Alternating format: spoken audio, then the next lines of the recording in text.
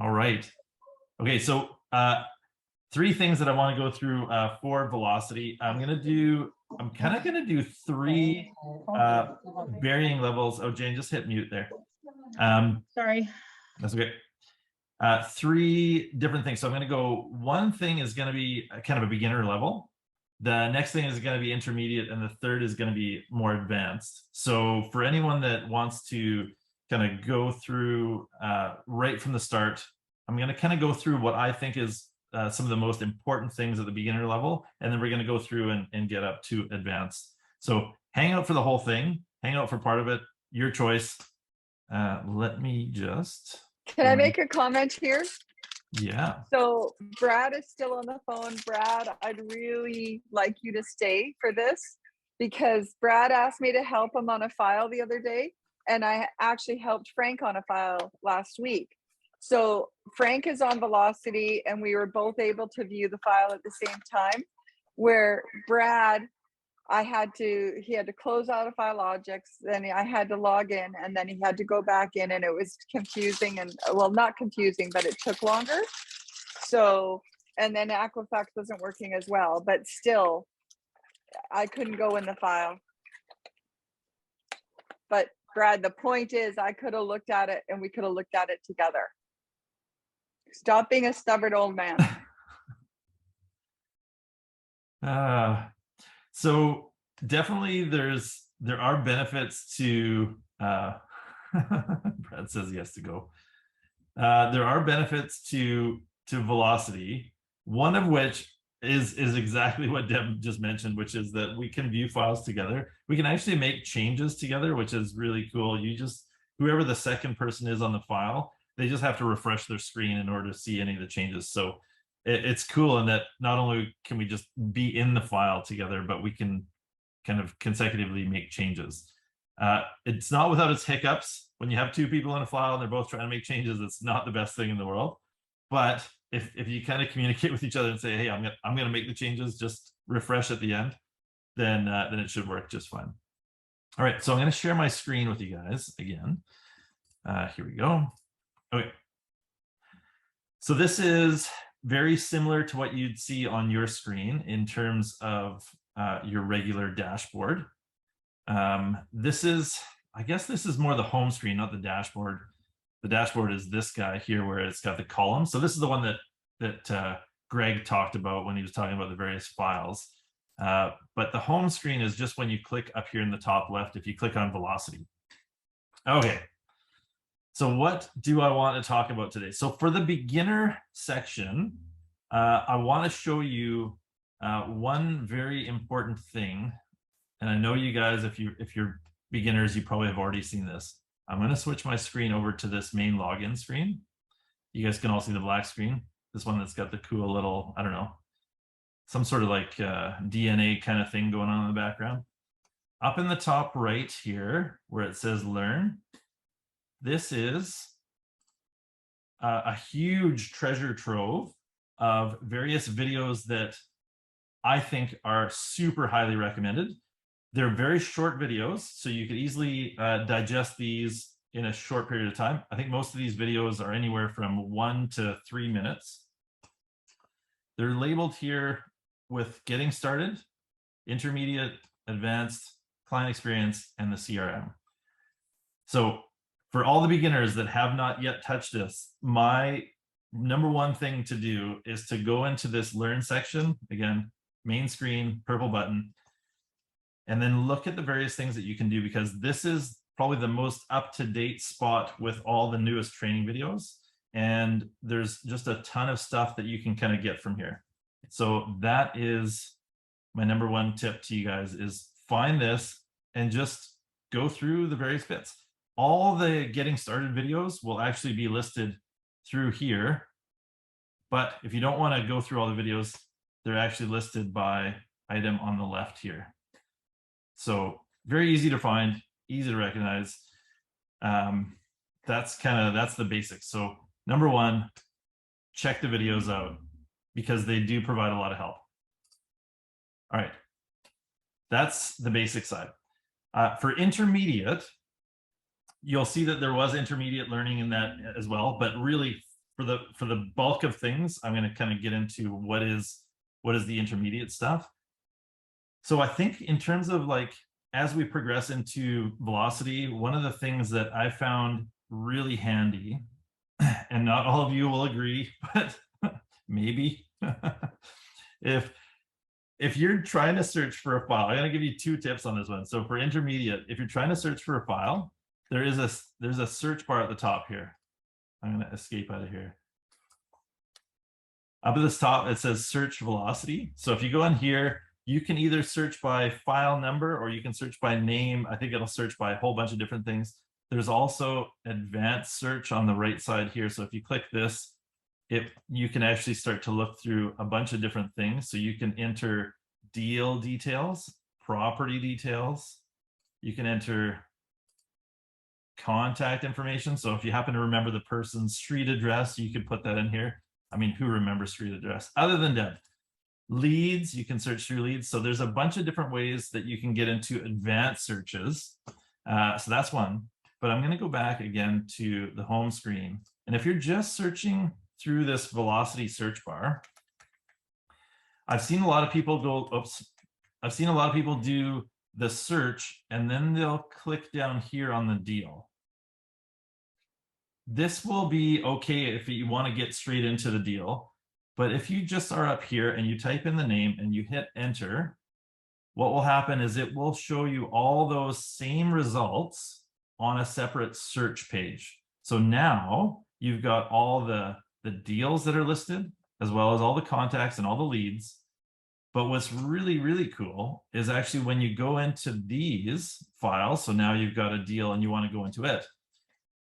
I don't know if you guys just noticed, but what it did, and you might see it on the top of my screen, is it opened up a new tab with that deal. So this is kind of, to me, this is an intermediate tip where I can actually work on a whole bunch of different files. So not just on this Mickey Mouse file, but I could work on a different file that's a completely different name and have them all open at the same time because it didn't actually close out my original home screen. It didn't actually kind of work through that home screen. So I still have my home screen available to me here. And in addition, I have the file open here. So again, this is kind of, to me, it's an intermediate tip in that you now have 2 windows open that allows you to work through a couple different things at the same time without having to close one out or the other.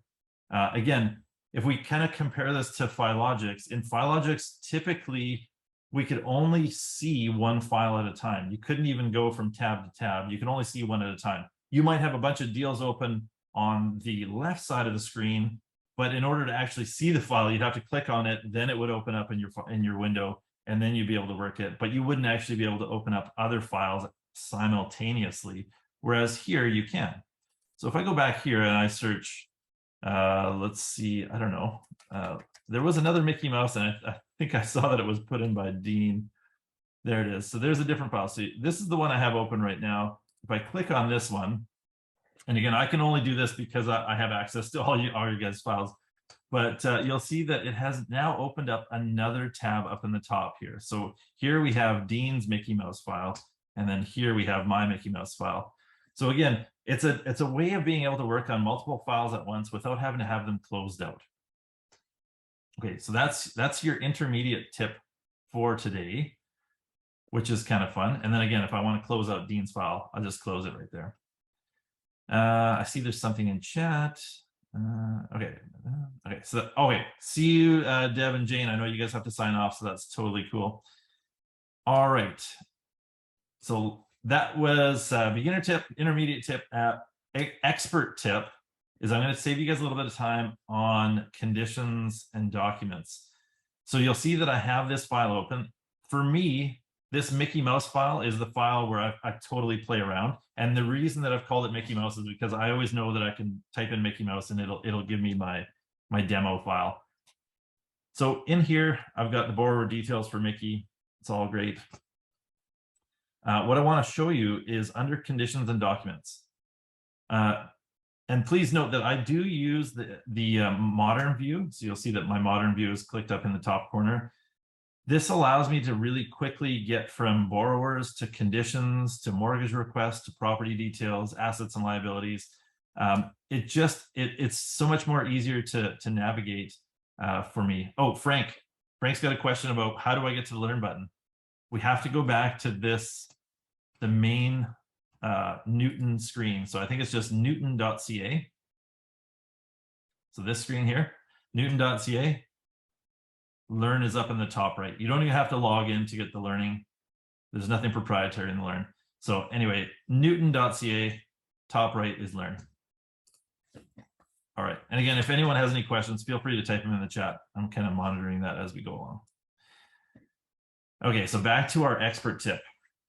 So I'm working in the modern screens. I can kind of go quickly from one tab to another. I also work with my tabs all collapsed like this. So instead of everything being open like we have in the typical Philogix app, where everything just kind of scrolls on one giant screen and you have to do a whole bunch of scrolling to get from one section to another, I find that this modern screen where I have all these sections collapsed really allows me to navigate quickly from one spot to another. So I'm going to talk about conditions and documents. And really briefly, you'll notice that I've got a few things in here. So things that I've played around with, selecting pay stubs and requesting pay stubs and disclosures. So what I want to do is I'm going to show you how to really quickly do a Form 10 and a fixed credit disclosure. So once we're in this conditions and documents section, we're going to go up to add and upload conditions. In order to do this, we're going to select the condition drop-down menu. And in here, we can scroll down where you'll see there's a section for compliance forms. So that's right here. And under the compliance forms, we have a bunch of Alberta stuff, which we don't need, a bunch of Manitoba, New Brunswick, but there's also BC. So you'll see that there's BC APR disclosure, BC fixed credit disclosure, Form 10, Form 9, and an open credit disclosure. So most of us, typically, if you're doing an amortized mortgage, you'll do a fixed credit disclosure. And then once I've selected it up here, I just simply hit add condition. So you'll see that I've got it twice now. It's because I fiddled around with it before. But anyway, I've got it here now, second time. And if I want to add a Form 10, again, I click on the condition drop down, scroll down to where it says BC Form 10, and then hit add. Okay, so now I've added those two conditions, and then I can just hit close. And you'll see that those two conditions now appear here under my list of conditions and documents. So if I click on the BC fixed credit disclosure, you'll notice that there's actually nothing filled in these boxes. It's just got nothing. It's kind of saying, well, you told me to put a disclosure in, but I don't know what to put in there. Product will tell us a bunch of stuff. So if we click on that very first box, which is the product menu, if you have submitted this file, which typically you will have, because that's the point in this file that we're at, we need to create documents, which means we've got a mortgage commitment. But if you've submitted a mortgage to a lender and they've responded, then you will have a submission product listed in here. I haven't submitted this one because I don't want to submit anything to any lender on a test case. But what you'll have is you'll have anything that you've submitted will appear here as a submission. You'll also have this custom product button, and that allows you to completely enter all your own details. You'll also have a CRM condition button, and the CRM. So once you have a file submitted, it'll also have a CRM condition on here. So the three are basically, the first one is a lender submission. It'll have all the same details as your submission. The CRM document will actually have all the same details as anything that you've changed after it's been submitted. And the custom product is completely custom. So in this case, I'm just going to go custom. Let's say we had a $250,000 loan amount. The payment, well, we can calculate this out. We can put an interest rate of 5.29, maturity date. Let's go. We don't have to actually input a maturity date, but we do have to input No, it's going to want a maturity date. So let's go here. November 1st. This is a lot easier if you have a submission already, but in any case, we've got this. You can hit the calculate button here. Will it allow it? No, it doesn't want us to calculate that. Oh, here, it's because it's missing an amortization. I've got all my screens covering this one part of my app. Okay, here we go. Amortization, 30 years, 0 months. Okay, this should now allow me to calculate this. There it goes. All right, so now that we've got the product in, we've got a loan, we've got a payment, we've got the compounding term, amortization rate, all that fun stuff. We actually have now all the details in order to be able to get this to create our own PDF. It doesn't want to do it for me. It's saying it needs a lender. You know what? Here's what we're going to do. I swear I've done this in this file and it allowed me to do it. No, it didn't. So what we're going to do is I'm going to go through and I'll show you how I can trick this thing. Here we go. Lender not selected. Print. Okay. So we're going to go. I think typically I can go in here and I can select a lender, view lenders.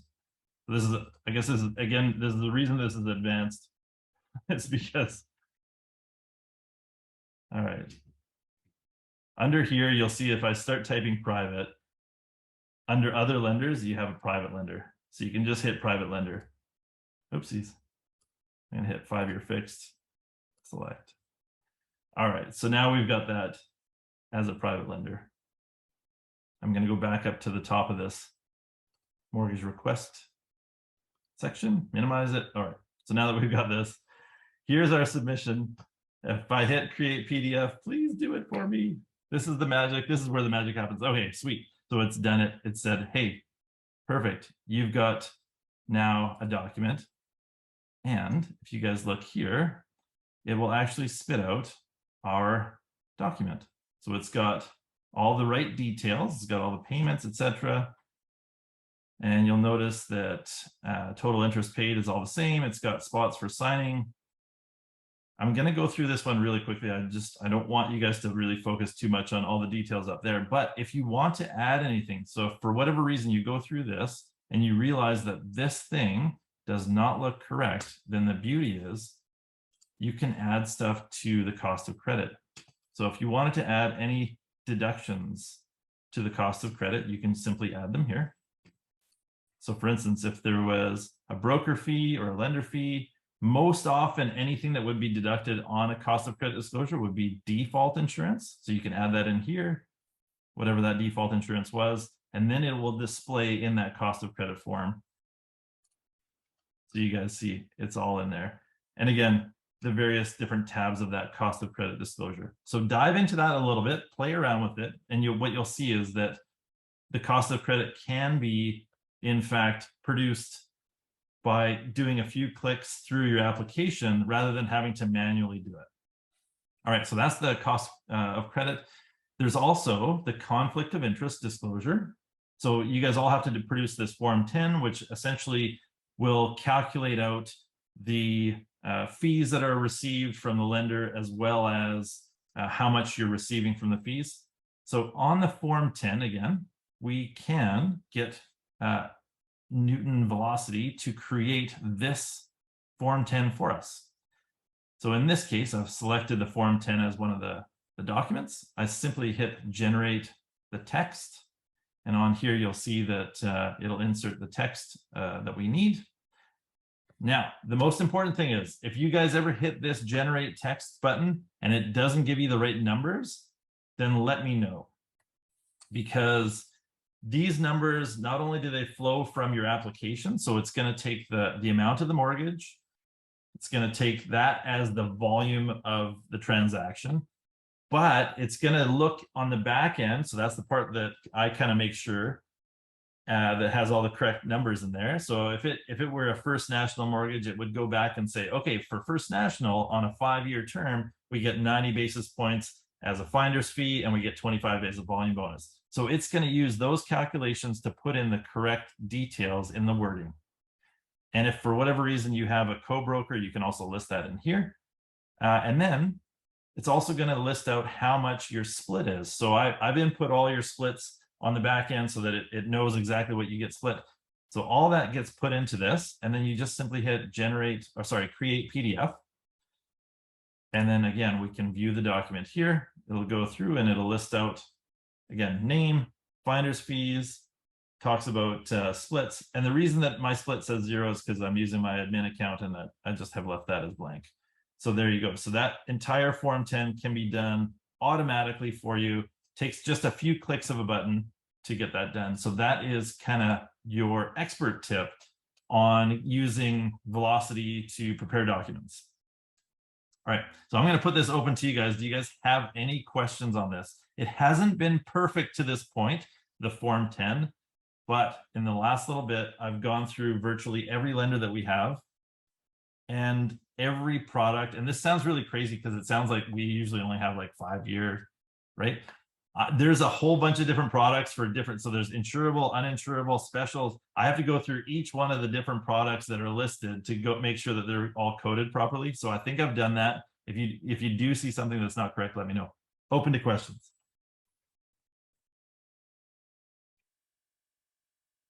If you add a condition mistakenly, can you remove it? Yes. Yeah, so you should be able to go into, so like if we've got conditions on that file, I'll go back into the file here. If we've got conditions here, like let's say I've added this Form 10, I should be able to go. Again, I have a hard time seeing because I got other things on my screen. Should be able to click on this thing here. And I think under actions, I can, where is conditions? Remove selected, remove condition request here. So there's ways, as long as you select it and then hit remove, you should be able to remove it. I could probably just hit remove condition request. This will remove the requested condition from client portal. Okay. So I think it's removed it from the portal. I think someone messaged me. Hang on. Okay, sorry, this is Brent. Okay. So no, I think that didn't quite remove that condition. It did say that it wasn't going to remove it from here. But again, these conditions don't necessarily get removed, or they're not necessarily always visible to the client. What does this, there's little buttons everywhere and I don't always know, what does this guy say? Remove that. Nope, that just removed that document. Go ahead. I think in the individual condition, if you expand them, there's a little archive button. There is right there. On the bottom right side. You got it. Yeah. And that removes it. And then for the individual ones, if you can remove the individual documents. So let's say you create a Form 10 and then you need to delete it. You change something, whatever happens. You can delete that individual document and then redo the Form 10 right from there. There you go. So did you guys see how that there was like a little archive button in there? It's not called delete, it's called archive. So on the top right kind of portion of that individual condition, as long as you have that condition open, you can archive it and then you can get rid of it just for your own purposes. So it's not too complex within that conditions field.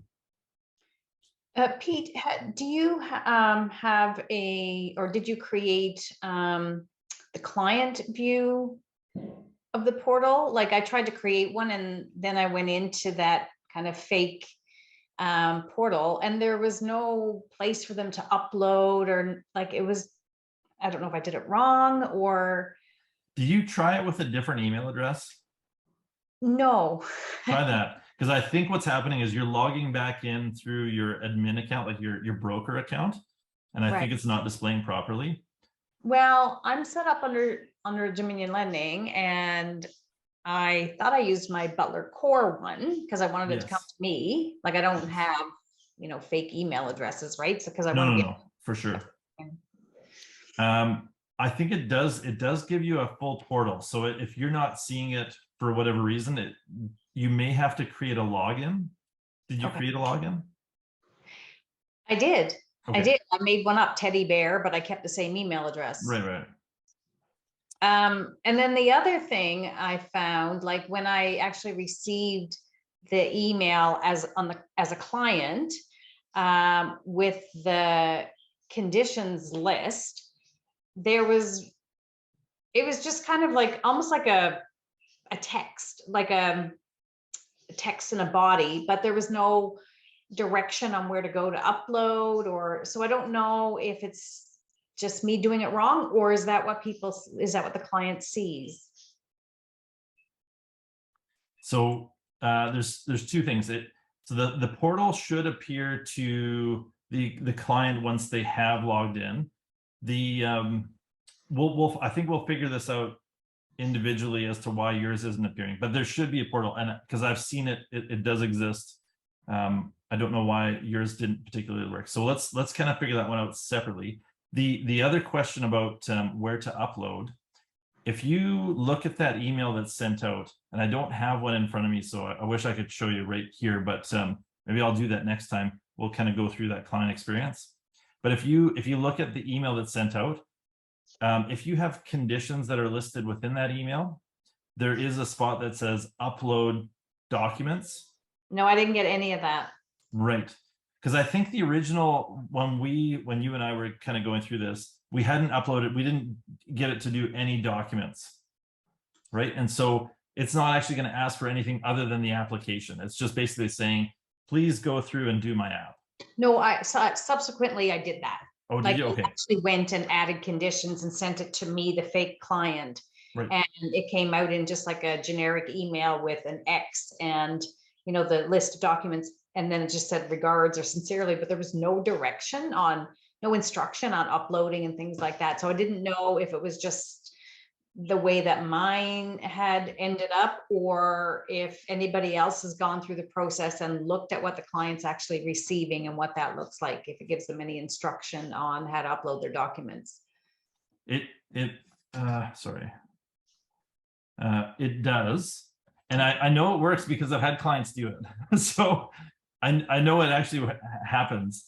So I'm just, as you were talking, I was just trying to see if I could click through to find the spot. The conditions list.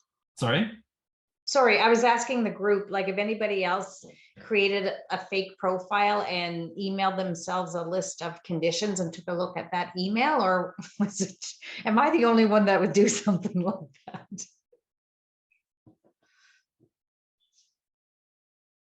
no, for sure. I've done it. I have emailed myself conditions.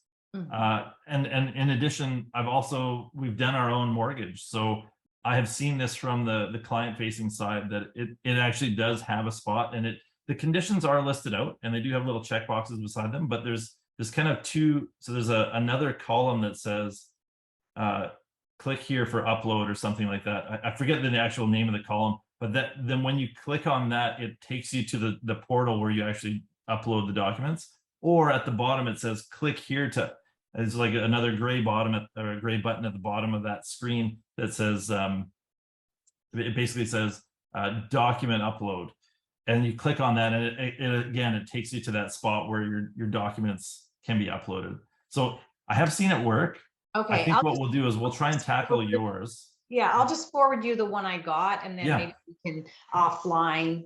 Sure. Deal with it. Yeah, for sure. But definitely there shouldn't be issues with how it sends out. And if anyone else is having problems, please let me know, because we want to make sure that it's as apparent as it can be for individuals. All right, any other questions?